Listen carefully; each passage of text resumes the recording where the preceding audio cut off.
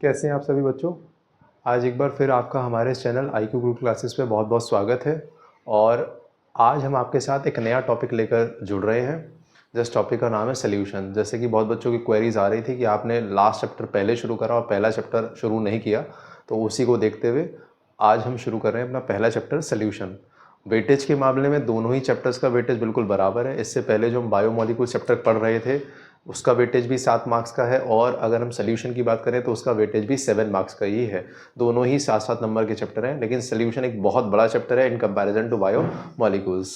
और मुझे लगता है कि कुछ बच्चों को दिक्कत हो रही होगी कि अभी वो चैप्टर बीच में है। बीच में नहीं है, वो 75% कंप्लीट हो चुका है। जस्ट एक बायोमोलिक्यूल हमें पढ़ना रह रहा है, दैट इज न्यूक्लिक एसिड्स। सिर्फ वही बायोमोलिक्यूल ऐसा है जो अभी तक हमने डिस्कस नहीं करा है, ठीक है ना। तो कुछ टेक्निकल इश्यूज़ की वजह से अभी हमारी क्लासेज आप देख पा रहे होंगे वीडियो थोड़ी पॉज हो रही है और थोड़ा साउंड में भी प्रॉब्लम हो रहा है। तो इस वजह से उसको जब हम कंटिन्यू करेंगे तो लाइव सेशन में ही कंटिन्यू करेंगे, क्योंकि वो जो कंटिन्यूटी चलती आ रही है हम उसे ब्रेक नहीं करना चाहते। इससे पहले हम बीच में अब आपके लिए रिकॉर्डेड सेशंस ले आए हैं सोल्यूशन के, ठीक है ना। तो हमारा ये जो पहला सेशन होगा आज वो सोल्यूशंस को लेकर ही होगा, जिसमें हम इवेंचुअली सोल्यूशन के बारे में भी जानेंगे और इसके साथ साथ सोल्यूशन की कॉन्सेंट्रेशन को मेजर करने के कुछ टर्म्स को भी पढ़ेंगे। न्यूमेरिकल भी साइड बाय साइड करते रहेंगे। कोशिश करेंगे कल से मैं लाइव भी आ जाऊं सोल्यूशन के न्यूमेरिकल्स वगैरह को सॉल्व आउट करने के लिए, आपके साथ लाइव भी जुड़ूं। बाकी आप लोग जितने भी हमारे इस चैनल के साथ जुड़े हुए हैं उनका बहुत बहुत शुक्रिया है, और इसी तरीके से हमें प्यार देते रहिए। चैनल को लाइक, सब्सक्राइब, शेयर, कमेंट करते रहिए और बेल आइकन को भी प्रेस करना ना भूलें, जिससे कि लेटेस्ट अपडेट हमारे चैनल से रिलेटेड आप लोगों को मिलती रहे, ठीक है ना। मैं फिर रिपीट कर रहा हूं कि प्लीज़ मन में 1% भी डाउट मत रखिएगा कि आपने पहला चैप्टर कंप्लीट नहीं करा और दूसरे चैप्टर पे आ गए। मैं जानता हूं कि हम एक दूसरा चैप्टर शुरू कर रहे हैं, दैट इज सोल्यूशन, और अभी हमारा जो लास्ट चैप्टर था हम डिस्कस किया था उसका भी 75% पूरा हुआ है। 25% that means 1 biomolecule nucleic acid सिर्फ बचा हुआ है। तो मैंने आपको बताया कि आप लास्ट 2-3 क्लासेस को देख रहे होंगे लाइव जो हम कर रहे थे, उसमें बहुत टेक्निकल इश्यूज हो रहे थे, टेक्निकल एरर आ रहे थे, कहीं ना कहीं वीडियो बार बार पॉज हो रहा है, साउंड का दिक्कत हो रहा है। तो उन चीज़ों का भी थोड़ा उन चीज़ों पर काम चल रहा है। जैसे ही वो चीज़ें अवॉइड होनी शुरू हो जाएंगी तो वैसे ही जैसे लाइव सेशन कंटिन्यू हो रहे थे उसी लाइव सेशन को हम कंटिन्यू करते हुए अपने उसी टॉपिक को बायोमोलिक्यूल को आगे बढ़ाएंगे। बाकी प्लेलिस्ट तो चैनल पे आपके पास अवेलेबल है ही बायोमोलिक्यूल का, तो जितना वहाँ पर कंटेंट है उतना आप वहाँ से कवर अप करते रहिए। बाकी लेटर ऑन जैसे ही हम लाइव जुड़ते हैं तो वो भी recorded as a recorded session के तौर पर उस प्लेलिस्ट में ऐड कर दिया जाएगा। बट इन फ्यूचर हम न्यूक्लिक एसिड डिस्कस करेंगे विद इन दिस वीक। इस वीक के अंदर अंदर ही शायद न्यूक्लिक एसिड आपका हो जाएगा, ठीक है ना, बिफोर सैटरडे से पहले पहले। बस इट्स जस्ट दैट कि ये अभी 2-3 दिन का आप देख भी पा रहे हैं कि केमिस्ट्री की क्लास नहीं हो पा रही है, 2-3 दिन का गैप भी आ गया है। तो उस गैप को अवॉइड करने के लिए हमने सोचा है कि क्यों ना नया चैप्टर आप लोगों के साथ शुरू कर दिया जाए, और वो सोल्यूशन है। क्योंकि बहुत डिमांड भी आ रही थी कि सर पहला चैप्टर आपने शुरू नहीं किया, क्योंकि मोस्टली बच्चों के स्कूल्स वगैरह में मैं देखता हूँ कि जो स्टार्टिंग होती है वो सोल्यूशन से ही होती है, और कहीं ना कहीं सभी के UT 1 अराइविंग है। CBSE बोर्ड्स एग्जामिनेशन की बात मैं कर रहा हूँ, इवेंचुअली जो स्कूल वगैरह में जो कंपटीशन की तैयारी कर रहे हैं उनकी बात नहीं है, बट एट लास्ट वो भी CBSE को क्लियर करके 12th को क्लियर करके तभी कंपटीशन में अपीयर होंगे। तो इसलिए उन लोगों के अभी मेरे ख्याल से मोस्टली बहुत से स्कूल्स में 10 मई से लगभग एग्जाम्स होने वाले हैं UTs के, और उसमें सभी में कॉमनली सोल्यूशन चैप्टर आ ही रहा है। तो 10 मई से पहले पहले हम जितना सोल्यूशन को कवर कर सकते हैं दैट इज़ गुड, जिससे कि बच्चों का भला भी हो जाए। ऑब्वियसली बात है, आप लोगों के भले के लिए हम आपको यहाँ ऑनलाइन कंटेंट प्रोवाइड कर रहे हैं, ठीक है। तो खैर हम शुरुआत करते हैं अपने इस चैप्टर की, जो कि है सोल्यूशन। और बच्चे मैं पहले बता देता हूँ, थोड़ा पेशेंस बनाकर रखिएगा, क्योंकि ये चैप्टर एक तो बहुत बड़ा है और दूसरी बात ये है कि इसमें बहुत सारे न्यूमेरिकल्स भी हमारे पास हैं, बहुत सारे फॉर्मूलाज भी हैं, और हर एक फॉर्मूले का डेरिवेशन भी मैं आपको बताऊंगा ही बताऊंगा। तो थोड़ा पेशेंस बना के रखिएगा कि बहुत लंबा खिंच रहा है, बहुत लंबा खिंच रहा है, ऐसा मत सोचिएगा। क्यों? क्योंकि अगर आपको डीपली पढ़ना है तो हमें वीडियोस को लंबा लेना पड़ेगा, और इसके साथ साथ वीडियोस को थोड़ा लेंदी भी करना पड़ेगा, और इसके साथ साथ number of videos in the playlist वो भी ज़्यादा होंगी, ठीक है ना, क्योंकि हर एक चीज़ आपको बेसिक से समझ में आनी चाहिए। तो खैर जैसा कि मैंने आपको बताया कि हमारा जो चैप्टर है, इस चैप्टर का जो नाम है वो है सोल्यूशंस। बेटा क्या है चैप्टर का नाम? सोल्यूशंस।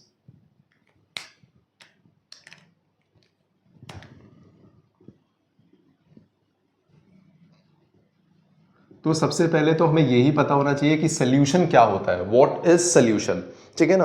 आप सोल्यूशन किसको बोलते हैं, ठीक है ना। तो सबसे पहले हमें यह पता होना चाहिए। सोल्यूशन की अगर मैं बात करूं तो आप देसी भाषा में सोल्यूशन से क्या समझते हैं? What is solution in a normal language? हम सोल्यूशन का मतलब क्या मानते हैं? सोल्यूशन का मतलब बेटा देसी भाषा में होता है घोल। सोल्यूशन को हम क्या बोलते हैं? घोल बोलते हैं। क्या बोलते हैं? घोल। ठीक है जी। और अगर मैं इसकी साइंटिफिक डेफिनेशन देखूं तो साइंटिफिक डेफिनेशन क्या बोलती है, वो ये बोलती है कि सॉल्यूशन अपने आप में क्या है, सॉल्यूशन एक होमोजीनियस मिक्सचर है, is a homogeneous mixture of two or more components.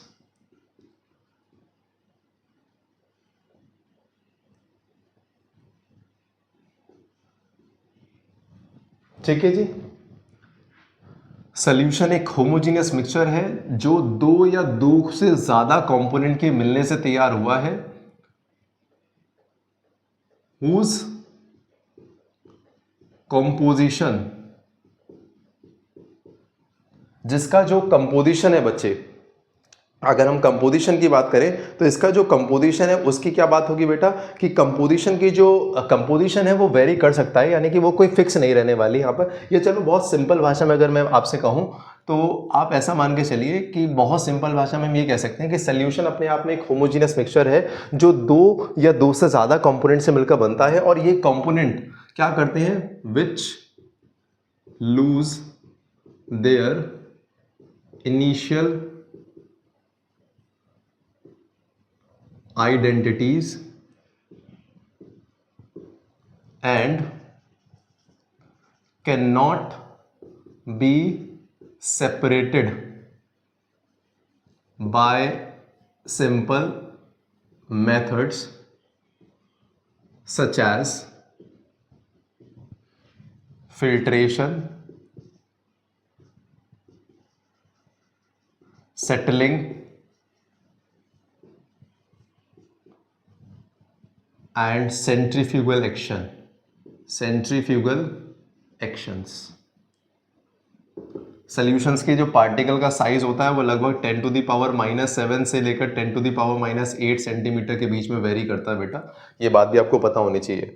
तो सॉल्यूशन क्या है, एक होमोजीनियस मिक्सचर है। अब जितने बच्चे नहीं जानते हैं कि होमोजीनियस मिक्सचर का मतलब क्या होता है तो मैं वो भी बता देता हूं आपको बेटा। देखिए अगर मैं बात करूं होमोजीनियस मिक्सचर की, किसकी बात करूं, अगर मैं आपसे होमोजीनियस मिक्सचर की, तो होमोजीनियस मिक्सचर क्या होता है, होमोजीनियस मिक्सचर, होमोजीनियस मिक्सचर एक ऐसा मिक्सचर होता है जिसका कंपोजिशन क्या हो, यूनिफॉर्म हो। ठीक है ना, यानी कि एक ऐसा mixture whose composition is uniform throughout, यानी कि पूरे के पूरे मिक्सचर के अंदर जो कंपोजिशन होना चाहिए वो क्या होना चाहिए बेटा, यूनिफॉर्म होना चाहिए, यूनिफॉर्म कंपोजिशन। ठीक है, अब यूनिफॉर्म कंपोजिशन से मतलब क्या है, वो भी थ्रू आउट, यानी कि पूरे के पूरे मिश्रण में जो कंपोजिशन हो वो यूनिफॉर्म हो। जैसे उदाहरण के तौर पर आपने एक मिक्सचर तैयार करा, मिक्सचर कैसे तैयार करा, सपोज मैंने एक बीकर ले लिया, क्या ले लिया, ये एक बीकर है बच्चे, और इस बीकर में मैंने ले लिया है पानी, क्या ले लिया है, पानी, और इस पानी के अंदर मैंने लगभग, या आप मान के चलो मैंने इसमें 50 ml पानी लिया है और लगभग 1 टेबल स्पून इसमें मैंने ऐड क्या कर दिया है, सॉल्ट ऐड कर दिया है, क्या ऐड कर दिया है, सॉल्ट, और ग्लास रॉड की मदद से इसको अच्छे से क्या करा है, इसको स्टिर कर लिया, यानी कि चला लिया है अच्छे से। तो आप देखेंगे कि जो सॉल्ट होगा वो इसमें क्या हो जाएगा, डिसॉल्व हो जाएगा। अब आप ये सोचकर चलिए कि जब सॉल्ट इसके अंदर डिसॉल्व होगा तो वो पानी के हर एक वॉल्यूम में बराबर डिसॉल्व होगा, यानी कि जितना सॉल्ट यहाँ इतने वॉल्यूम में डिसॉल्व होगा उतना ही सॉल्ट यहाँ इतने वॉल्यूम में डिसॉल्व होगा, उतना ही यहाँ इतने वॉल्यूम में डिसॉल्व होगा, यानी कि पानी के हर एक पर्टिकुलर वॉल्यूम के अंदर जो सॉल्ट डिसॉल्व होगा वो क्या होगा, बराबर होगा।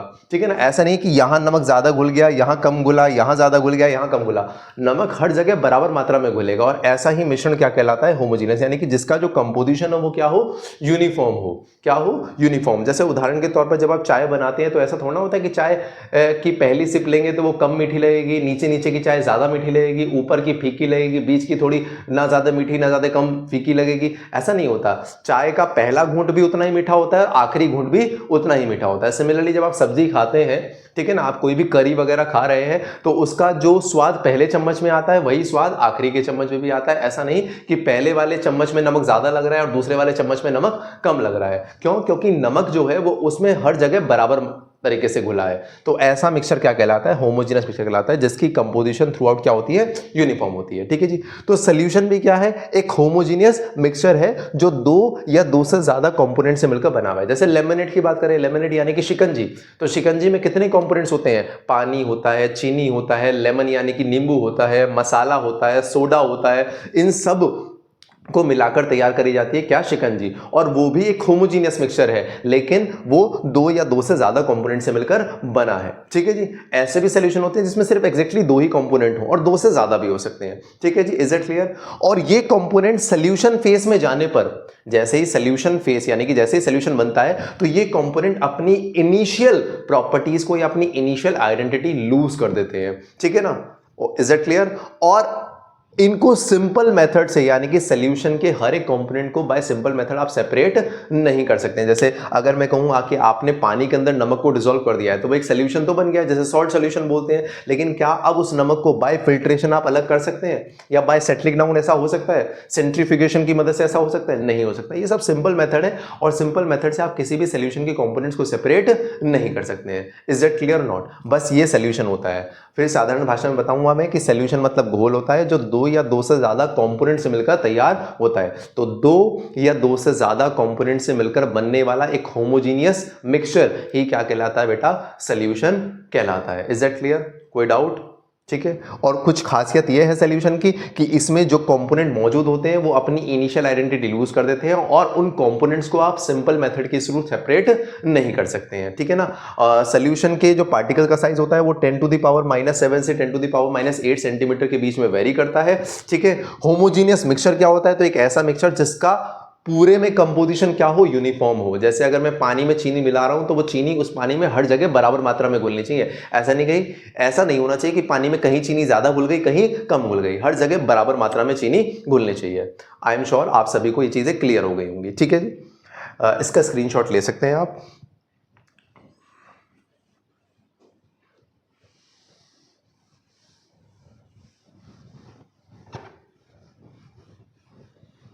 इसके बाद हम बात करते हैं कि इवेंचुअली हमें सॉल्यूशन डिस्कस नहीं करना है बच्चे, या हमें ऐसी सॉल्यूशन को नहीं पढ़ना है डिटेल में जिसमें दो से ज्यादा कंपोनेंट हो, क्योंकि हमारा सिलेबस जो है वो बात सिर्फ ऐसे सॉल्यूशन की करता है जिनमें एग्जैक्टली दो ही कंपोनेंट होते हैं, यानी कि दो से ज्यादा कंपोनेंट वहां पर नहीं होते। तो हमें ऐसे ही सॉल्यूशन के बारे में पढ़ना है जिसमें एग्जैक्टली क्या हो?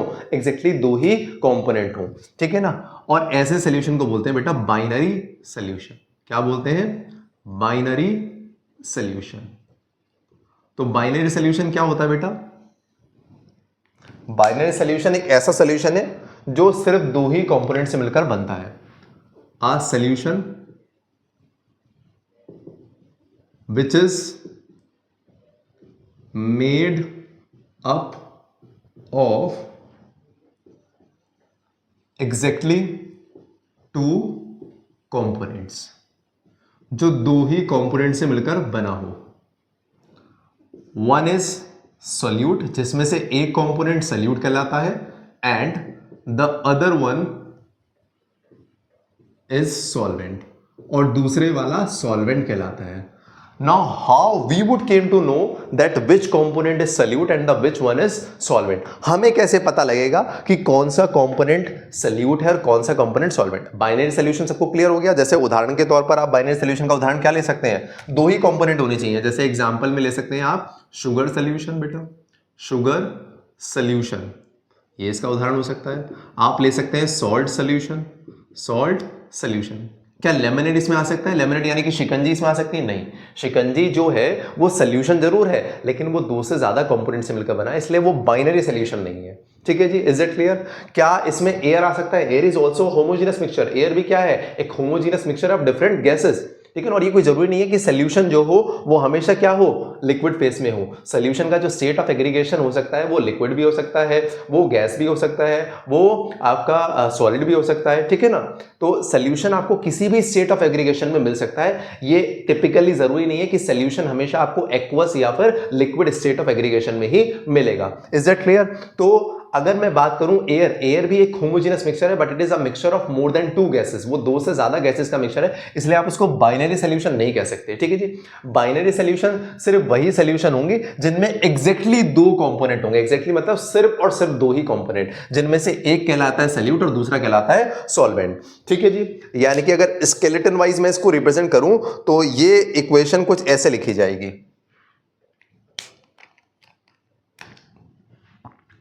ये हो गया आपका सॉल्यूट, देन सॉल्वेंट, और दोनों मिलकर क्या बनाते हैं बेटा? Binary solution.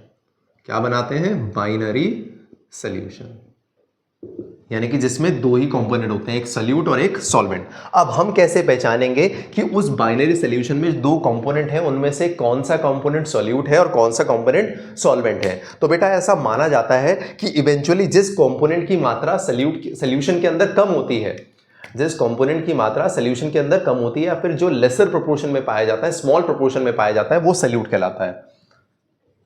In smaller proportion, in smaller proportion. और सॉल्वेंट वो होता है जो लार्ज प्रोपोर्शन में पाया जाता है, इन लार्ज प्रोपोर्शन। ठीक है बेटा, सॉल्यूट वो जो स्मॉल प्रोपोर्शंस में पाया जाता है और सॉल्वेंट वो जो लार्ज प्रोपोर्शन में पाया जाता है, यानी कि जिसकी मात्रा ज्यादा होगी वो सॉल्वेंट बनेगा और जिसकी मात्रा कम होगी वो सॉल्यूट बनेगा। इज दैट क्लियर और नॉट? जिसकी मात्रा ज्यादा होगी वो सॉल्वेंट बनेगा और जिसकी मात्रा कम होगी वो हमेशा क्या बनेगा? सॉल्यूट बनेगा। ठीक है ना। और एक बात और ध्यान रखेंगे, सॉल्वेंट जो है वो बाइनरी सॉल्यूशन का वो कंपोनेंट है जिसका स्टेट ऑफ एग्रीगेशन वही होता है जो सॉल्यूशन का होता है, यानी कि इन दोनों का जो स्टेट ऑफ एग्रीगेशन होता है वो सेम होता है, same state of aggregation. Same state of aggregation से मतलब क्या है मेरा? वो ये है कि अगर ये लिक्विड फेस में एग्जिस्ट कर रही है तो ये भी लिक्विड फेस में ही होगा, अगर ये गैसियस फेस में एग्जिस्ट कर रही है तो ये भी गैसियस फेस में होगा, अगर ये सॉलिड फेस में एग्जिस्ट कर रही है तो ये भी सॉलिड फेस में होगा। ये भी एक तरीका है किसी भी बाइनरी सॉल्यूशन में सॉल्यूट या सॉल्वेंट को आइडेंटिफाई करने का। क्या कि सॉल्यूशन बनने पर एट लास्ट जिस भी कंपोनेंट के स्टेट ऑफ एग्रीगेशन को अचीव करता है वही कंपोनेंट हमेशा सॉल्वेंट बनता है। उदाहरण के तौर पर आप इसको ऐसे समझ सकते हैं, जैसे मैं ले लेता हूं बेटा शुगर, क्या ले लेता हूं? शुगर और वाटर का मिश्रण। अब ये 2 ही कंपोनेंट है तो इनसे मिलने वाला जो सॉल्यूशन होगा वो क्या कहलाएगा? बाइनरी सॉल्यूशन कहलाएगा। ये बात तो आप क्लियर कट मानते हैं कि जिस सॉल्यूशन में सिर्फ या जो सॉल्यूशन सिर्फ 2 ही कंपोनेंट से मिलकर बनता है वो बाइनरी सॉल्यूशन कहलाता है। तो शुगर और वाटर से मिलकर बनने वाला सॉल्यूशन भी क्या होगा? बाइनरी सॉल्यूशन होगा। कैसा सॉल्यूशन होगा? बाइनरी सॉल्यूशन होगा। अब इसमें आप खुद भी जानते हैं बेटा, चलो मैं अलग से लिख भी देता हूं कि इवेंचुअली इन दोनों के मिलने से जो सॉल्यूशन बनेगा उसे आप क्या बोलेंगे? Sugar solution. क्या बोलेंगे? Sugar solution. और शुगर सॉल्यूशन अपने आप में क्या है? उदाहरण है किसका? बाइनरी सॉल्यूशन का। ये अपने आप में एक बाइनरी सॉल्यूशन है। क्या है बेटा? Binary solution. ठीक है, इज दैट क्लियर? कोई डाउट तो नहीं, क्योंकि 2 कंपोनेंट से मिलकर बना है। अब जरा गौर फरमाइए, अगर मैं आपसे पूछूं कि शुगर का स्टेट ऑफ एग्रीगेशन क्या होता है, तो आप जानते हैं शुगर स्टेट या शुगर जो होती है वो क्रिस्टलाइन फॉर्म में एग्जिस्ट करती है, दैट मींस सॉलिड फॉर्म में एग्जिस्ट करती है। ठीक है ना। तो बेसिकली ये इसका जो स्टेट ऑफ एग्रीगेशन है वो सॉलिड है, वाटर का स्टेट ऑफ एग्रीगेशन लिक्विड। और अमूमन तौर पर अगर कोई भी सॉल्यूशन पानी में तैयार करी जाती है तो वो एक्वस सॉल्यूशन कहलाती है। तो ये एक्वस फेस में या फिर सॉर्ट ऑफ कह सकते हैं लिक्विड फेस में मिलेगा, सॉर्ट ऑफ लिक्विड फेस में मिलेगा, क्योंकि एक्वस फेस भी लिक्विड फेस ही होता है। आपने देखा होगा नॉर्मली घरों में भी कि जब आप पानी में चीनी घोलते हैं तो उससे जो सॉल्यूशन तैयार होता है वो भी यूजुअली एक्वस या फिर लिक्विड फेस में होता है। थोड़ा कंसिस्टेंसी का फर्क आ जाता है, अदरवाइज वो लिक्विड या फिर एक्वस फेस में एग्जिस्ट करता है। ठीक है जी। अब आप देखिए कि 2 कंपोनेंट हैं और ये सॉल्यूशन तैयार हुआ है, तो इस सॉल्यूशन का जो स्टेट ऑफ एग्रीगेशन है वो इन दोनों में से कौन से कंपोनेंट के साथ मैच हो रहा है? वाटर के साथ मैच हो रहा है। भाई ये भी लिक्विड फेस में है और ये भी लिक्विड फेस में है। तो सॉल्यूशन बनने पर जिस भी कंपोनेंट के स्टेट ऑफ एग्रीगेशन को हासिल करती है, अचीव करती है, वही कंपोनेंट हमारा क्या बनता है? सॉल्वेंट बनता है। तो फिर ये क्या बन जाएगा? सॉल्यूट बन जाएगा। ठीक है जी, कोई दिक्कत तो नहीं है। जैसे आपको मैंने कहा, देखो इस तरीके में और इस तरीके में फर्क क्या है? तरीके में फर्क कुछ नहीं है, बस समझने का तरीका है। और वो तरीका आप ऐसे मान लीजिए, जैसे मैंने आपको बोला है 20% solution of alcohol. 20% solution of alcohol से मेरा मतलब क्या है? 20% ऑफ सोल्यूशन ऑफ एल्कोहल से मेरा मतलब ये है कि 20 ग्राम एल्कोहल या 20 ml ले लीजिए, 20 ml एल्कोहल प्रेजेंट है 100 ml सोल्यूशन के अंदर। और आप खुद ही बताइए कि अगर 100 ml सोल्यूशन में 20 ml एल्कोहल है तो बचा हुआ 80 ml क्या हो जाएगा? वो वाटर हो जाएगा। क्या हो जाएगा? वाटर। अब इस हिसाब से किसकी मात्रा ज्यादा है और किसकी मात्रा कम है? भाई ये वो दो कंपोनेंट है जिससे मिलकर ये सोल्यूशन बना है 100 ml सोल्यूशन, 80 ml वाटर और 20 ml एल्कोहल। तो इस हिसाब से क्लियर कट दिखाई दे रहा है कि यहां पर ये जो एल्कोहल है वो है सॉल्यूट और जो वाटर है वो है सॉल्वेंट। और वैसे भी आप जानते हैं पानी को तो यूनिवर्सल सॉल्वेंट भी कहा गया है। क्या कहा गया है? Universal solvent. लेकिन इसका मतलब ये नहीं कि हर एक सॉल्यूशन के अंदर पानी सॉल्वेंट की तरह ही काम करे, पानी सॉल्यूट भी बन सकता है। देखो उदाहरण अभी जैसे अगर मैं इसी चीज को चेंज कर दूं थोड़ी सी देर के लिए और मैं आपसे कहने लगूं कि 80% सोल्यूशन ऑफ एल्कोहल। अब इसका क्या मतलब है बेटा? इसका मतलब यह है कि 80 ml एल्कोहल मौजूद है 100 ml सोल्यूशन में। और अगर 80 ml एल्कोहल 100 ml सोल्यूशन में मौजूद है, दैट मींस इनमें पानी की मात्रा कितनी है? 20 ml वाटर है। क्या है बेटा? 20 ml वाटर है। तो ऐसा हम कह सकते हैं भाई कि 80 ml इस बार एल्कोहल की मात्रा ज्यादा है तो ये सल्यूट है और ये सॉल्वेंट है। तो देखो अभी भी सोल्यूशन तो एल्कोहल और वाटर का ही है और यहां पर भी सोल्यूशन एल्कोहल और वाटर का था, लेकिन यहां पर वाटर सॉल्वेंट था और वहां पर वाटर क्या बन गया है? सॉल्यूट बन गया है। That means it is not necessary that water always act as a solvent. ये कोई जरूरी नहीं है कि पानी हमेशा सॉल्वेंट की तरह काम करे। और ये वाला तरीका कब अपनाया जा सकता है? ये वाला तरीका तब अपनाया जा सकता है अगर मैं आपसे कह दूं, कुछ ऐसा कह दिया जाए आपसे 50% सोल्यूशन ऑफ NaCl। इसका मतलब क्या है? 50 ग्राम NaCl मौजूद है 100 ग्राम सोल्यूशन में। और अगर 50 ग्राम NaCl मौजूद है 100 ग्राम सोल्यूशन के अंदर तो बचावा 50 ग्राम क्या होगा उसमें? सीरियस सी बात है, वाटर होगा, पानी होगा। अब जरा देखो दोनों कंपोनेंट की मात्रा बिल्कुल क्या है? बराबर है। 50 ही ग्राम नमक है और 50 ही ग्राम पानी है। तो अब इस तरीके से तो आप पता नहीं लगा सकते क्या सल्यूट है क्या सॉल्वेंट है। अब क्या करा जा सकता है? अब सिर्फ एक ही तरीका है कि आप या तो क्वेश्चन को देखें या तो क्वेश्चन में बोला गया होगा कि आप इसको सल्यूट माने, इसको सॉल्वेंट माने, और अगर नहीं बोला गया तो फिर इस वाले तरीके को अपना लीजिए कि सल्यूशन का और सॉल्वेंट का जो स्टेट ऑफ एग्रीगेशन होता है वो सेम होता है। इज दैट क्लियर और नॉट? बताइए, इतनी बातें क्लियर हो गई? This is all about binary solution जो हमें पढ़ना है, क्योंकि हमारा पूरा चैप्टर बाइनरी सोल्यूशन के इर्द घूमेगा जिसमें एक सल्यूट और एक सॉल्वेंट होगा। कोई दिक्कत? बताइए। तो कहने का मतलब यह है कि अगर आपको किसी भी सॉल्यूशन में यह पता करना है कि सल्यूट क्या है या सॉल्वेंट क्या है, तो आपको एक्चुअल में क्या पता करना पड़ेगा? यह पता करना पड़ेगा कि उस सॉल्यूशन में सल्यूट या सॉल्वेंट कितनी कितनी मात्रा में प्रेजेंट है। ठीक है जी। और इसी के लिए एक नया टर्म हमारे पास निकल कर आता है, और वो नया टर्म क्या है बेटा? वो नया term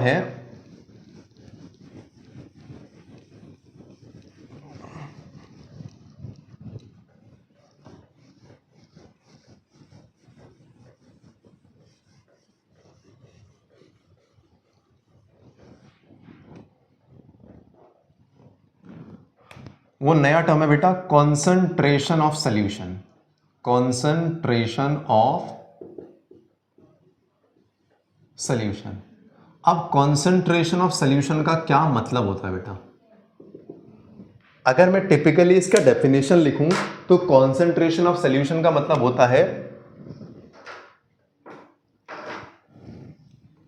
it is defined as the amount of solute present in a given amount of solution। किसी भी सॉल्यूशन की दी गई मात्रा में कितना अमाउंट ऑफ सॉल्यूट प्रेजेंट है या कितनी मात्रा में सॉल्यूट प्रेजेंट है, वही उस सॉल्यूशन की कॉन्सेंट्रेशन कहलाता है। क्या कहलाता है? कॉन्सेंट्रेशन कहलाता है। तो आप कहेंगे सर जरूरी थोड़ा है कि सॉल्यूशन की कॉन्सेंट्रेशन को आप सॉल्यूट के रेस्पेक्ट में ही मेजर करें। अगर मैं चाहूं तो सॉल्यूशन की कॉन्सेंट्रेशन को सॉल्वेंट के रेस्पेक्ट में मेजर कर सकता हूं, ठीक है ना। इसको आप ऐसे समझ लीजिए कि सपोज दो स्कूल्स हैं, एक है स्कूल ए, एक है स्कूल ए और एक है स्कूल बी, ठीक है। और दोनों ही स्कूल्स को एक सॉल्यूशन दिया गया, एक बाइनरी सॉल्यूशन दिया गया, और लेट्स से कि वो बाइनरी सॉल्यूशन था सॉल्ट सॉल्यूशन। क्या था? Salt solution. और दोनों ही स्कूल से ये कहा गया कि भाई आप दोनों ही स्कूल क्या करिए, इस सॉल्यूशन की कॉन्सेंट्रेशन मेजर करिए, ठीक है जी। क्या करिए? इस सॉल्यूशन की कॉन्सेंट्रेशन को मेजर करिए। तो स्कूल ए ने सॉल्यूशन मेजर करी और हमें बताया कि इस सॉल्ट सॉल्यूशन का जो कॉन्सेंट्रेशन है वो है 20% सॉल्यूशन बाय मास, ठीक है जी। या फिर आप कह सकते हैं 20% सॉल्यूशन ऑफ सॉल्ट, ठीक है जी। और दूसरे स्कूल ने हमें जो कॉन्सेंट्रेशन मेजर करके बताई वो बताया 80% सॉल्यूशन ऑफ वाटर। अब सवाल ये उठता है कि दोनों ने ही इस सॉल्यूशन के कॉन्सेंट्रेशन को मेजर करा है, ठीक है, लेकिन इनमें सही कौन है? देखो बेटा, ये दोनों ही सही हैं। स्कूल ए भी सही है और स्कूल बी भी सही है। मैं बताता हूं कैसे। अभी आप डेफिनेशन को जरा भूल जाइए कुछ देर के लिए। स्कूल ए इसलिए सही है क्योंकि उसने इस सॉल्ट सॉल्यूशन की कॉन्सेंट्रेशन को मेजर करा है किसके रेस्पेक्ट में? सॉल्यूट के रेस्पेक्ट में। भाई आप जानते हैं कि सॉल्ट सॉल्यूशन कैसे बनी होगी? सॉल्ट सॉल्यूशन बना होगा बेटा सॉल्ट प्लस वाटर के मिश्रण से तैयार हुआ होगा क्या? Salt solution. तो इसने ये बताया है कि इस सॉल्यूशन के अंदर लगभग 20% क्या मौजूद है? सॉल्ट मौजूद है। 20% मतलब कि अगर ये टोटल सॉल्यूशन 100 ग्राम का है तो उसमें 20 ग्राम क्या है? नमक है। यानी कि ये सॉल्यूशन की कॉन्सेंट्रेशन को बता रहा है in terms of solvent, in terms of solute, sorry. और अगर मैं बात करूं स्कूल बी की तो ये कह रहा है 80% सॉल्यूशन ऑफ वाटर, तो वो भी इसी सॉल्यूशन की कॉन्सेंट्रेशन को मेजर कर रहा है, लेकिन वो इस सॉल्यूशन के अंदर वाटर की मात्रा को बता रहा है कि भाई अगर 100 ग्राम सॉल्यूशन है तो 100 ग्राम सॉल्यूशन में 80 ग्राम क्या है? 80 ग्राम पानी है। तो दोनों ही स्कूल सही हैं, लेकिन मुझे कहीं ना कहीं किसी एक को तो प्रेफरेंस देनी पड़ेगी कंफ्यूजन को खत्म करने के लिए। अदरवाइज तो ऐसा होगा भाई कहीं कोई स्कूल कंसंट्रेशन को इसमें मेजर कर रहा होगा, कुछ बच्चे इसमें मेजर कर रहे होंगे। तो उस कंफ्यूजन को खत्म करने के लिए हमने क्या काम करा? एज पर आईयूपीएससी रिकमेंडेशन, आईयूपीएससी के रिकमेंडेशन के आधार पर आईयूपीएससी ने हमसे ये कहा कि भाई आप एक काम करिए कि आज से सॉल्वेंट का सॉल्यूशन की कॉन्सेंट्रेशन से कोई लेना देना नहीं है। ये मान लीजिए लेना देना है, बट क्योंकि आईयूपीएससी हमसे ऐसा कह रहा है तो हमने क्या काम करा? हमने ये कह दिया कि भैया आज से जब भी हम सॉल्यूशन की कॉन्सेंट्रेशन को मेजर करेंगे तो हमेशा सॉल्यूट के रेस्पेक्ट में मेजर करेंगे। यानी कि हमने ये स्टैंडर्ड सेट कर दिया। क्या बना दिया इसको? इसी को हमने स्टैंडर्ड सेट कर दिया। और इसीलिए डेफिनेशन निकल कर आई कि किसी भी दिए गए अमाउंट ऑफ सॉल्यूशन के अंदर कितना अमाउंट ऑफ सॉल्यूट प्रेजेंट है वो उसकी कॉन्सेंट्रेशन कहलाता है। ठीक है जी।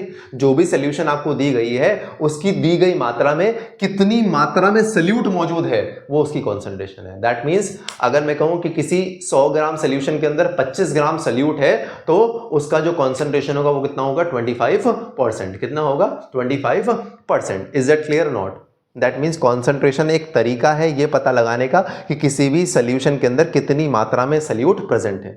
हालांकि आप सॉल्वेंट की मात्रा में निकाल सकते हैं, लेकिन आईयूपीएससी ने इसको तवज्जो ना देकर इसको तवज्जो दी, इसको प्रेफरेंस दी उन्होंने इसको स्टैंडर्ड सेट करा कि आज से आप जब भी सोल्यूशन की कॉन्सेंट्रेशन की बात करेंगे तो you will always talk about the amount of solute present in a given amount of solution. आप हमेशा बोलेंगे कि दी गई सोल्यूशन की मात्रा में कितनी मात्रा में सोल्यूट प्रेजेंट है, वही कहलाएगा कॉन्सेंट्रेशन। ठीक है जी, चलिए ये बात तो समझ में आ गई कि कॉन्सेंट्रेशन का मतलब यह है कि सोल्यूशन की दी गई मात्रा में कितनी मात्रा में सोल्यूट मौजूद है। लेकिन इसको पता लगाने के तरीके क्या क्या हैं, इसको हम कैसे पता लगाएंगे, ठीक है ना। तो देखो इसको पता लगाने के तरीके जो है बेटा,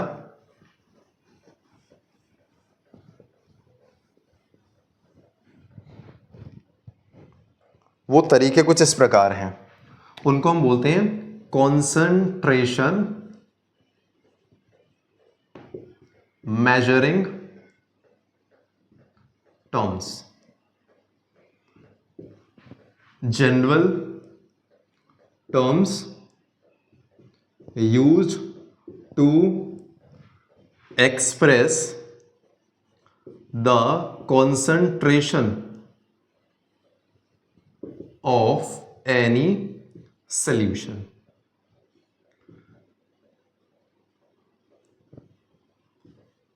किसी भी सॉल्यूशन की कॉन्सेंट्रेशन को एक्सप्रेस करने का या किसी भी सॉल्यूशन की कॉन्सेंट्रेशन को निकालने के जो अलग अलग टर्म्स हैं उन्हीं को बोलते हैं कॉन्सेंट्रेशन मेजरिंग टर्म। अब आप बोलेंगे सर ऐसी कौन कौन सी टर्म है, तो बेटा ऐसी हमारे पास इवेंचुअली 10 टर्म्स हैं। कौन कौन सी है? वो पहला है percent by mass, percent by mass, जिसको आप मास परसेंट भी बोलते हैं, मास परसेंट। ठीक है जी। दूसरी है आपकी, इसको परसेंटेज बाय मास भी कह सकते हैं। ठीक है जी। फिर है percent by volume, percent by volume या फिर वॉल्यूम परसेंट। तीसरी है बेटा mass by volume percent, mass by volume percent. चौथी है ppm, दैट मीन्स पार्ट्स पर मिलियन। पांचवी है ppb, पार्ट्स पर बिलियन। छठी है बेटा mole fraction, which is very very important, और यहां पर आपके लिए इंपॉर्टेंट है ये परसेंट बाय मास। सातवीं है हमारे पास मोलैलिटी, आठवीं है मोलैरिटी, नौवीं है नॉर्मेलिटी, और 10वीं है बेटा फॉर्मेलिटी। जिनमें से ये भी बहुत इंपॉर्टेंट है, ये भी बहुत इंपॉर्टेंट है, और ये भी बहुत इंपॉर्टेंट है। बाकी फॉर्मेलिटी और पीपी भी तो ऐसा सच कोई सिलेबस का पार्ट भी नहीं है, और ये यूजुअली ग्रेजुएशंस में पढ़ाई जाती हैं। इनका कोई ऐसा सच रोल नहीं है। बस फॉर्मेलिटी कहीं ना कहीं फॉर्मूला मास से संबंधित है, और आप जानते हैं फॉर्मूला मास बेसिकली किससे जुड़ा हुआ है? कनेक्टेड है एम्पेरिकल फॉर्मूला से, अदरवाइज और कोई डिफरेंस नहीं है इसमें। ठीक है ना। और पार्ट्स पर मिलियन और पार्ट्स पर बिलियन सेम से हैं।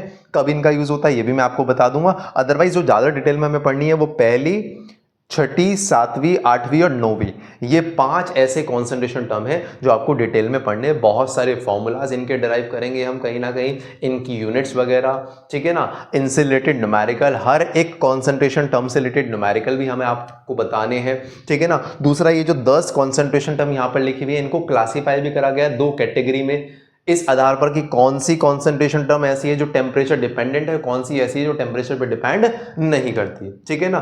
तो मैं जानकारी के लिए बता दूं कि इसमें से हमें 8 पढ़नी है, और 8 में से 4 ऐसी हैं जो टेम्परेचर पर डिपेंड करती हैं, और 4 ऐसी हैं जो टेम्परेचर पर डिपेंड नहीं करती। ये डिस्कशन हम देखेंगे अपनी अपकमिंग क्लास में। ठीक है ना। मोस्ट प्रोबेबली कोशिश करी जाएगी कि लाइव सेशन ही हो नेक्स्ट वाला, जिसमें हम बेसिकली न्यूमेरिकल भी साइड बाय साइड करते चलें। ठीक है ना। हर एक कॉन्सेंट्रेशन टर्म को डिटेल में हम डिस्कस डिस्कस करेंगे, सारे के सारे फॉर्मूलाज वगैरह, क्योंकि इन्हीं कॉन्सेंट्रेशन टर्म से लगभग 10 से 15 फॉर्मूला आपके पास निकल कर आ जाएंगे और ज़्यादा भी हो सकते हैं। ठीक है, सबका डेराइवेशन मैं आपको बताऊंगा, डोंट वरी, हर एक फॉर्मूले का कैसे वो डिराइव हुआ है। ठीक है ना, और न्यूमेरिकल भी हम साइड बाय साइड 2-2 3-3 न्यूमेरिकल तो एटलीस्ट हम करते ही रहेंगे। ठीक है, इससे रिलेटेड, क्योंकि ये पूरा का पूरा कैलकुलेशन बेस्ड चैप्टर है। एक बार ये सारी की सारी कॉन्सेंट्रेशन टर्म्स खत्म हो जाएंगी, फिर हम अपने यूजुअली उस टॉपिक्स पे आएंगे जैसे हेनरीज लॉ, रॉल्ड्स लॉ, ठीक है ना, और राउल्ट्स लॉ जिसको बोलते हैं, या फिर ideal solution, non ideal solution, positive deviation, negative deviation, azeotropic mixture, ठीक है ना, और कॉलिगेटिव प्रॉपर्टीज, जो one of the most important topic है इस चैप्टर का, जहां से क्वेश्चन आता है यूजुअली हर साल बोर्ड में। ठीक है ना, ये तो बेस बिल्डअप करने के लिए कॉन्सेंट्रेशन मेजरिंग टर्म, ये तो कहीं ना कहीं आप 11th में भी पढ़ते हैं, और ये भी उन्हीं को समझ में आएगी जिनको मूल कंसेप्ट आता है। ठीक है ना, इज इट क्लियर?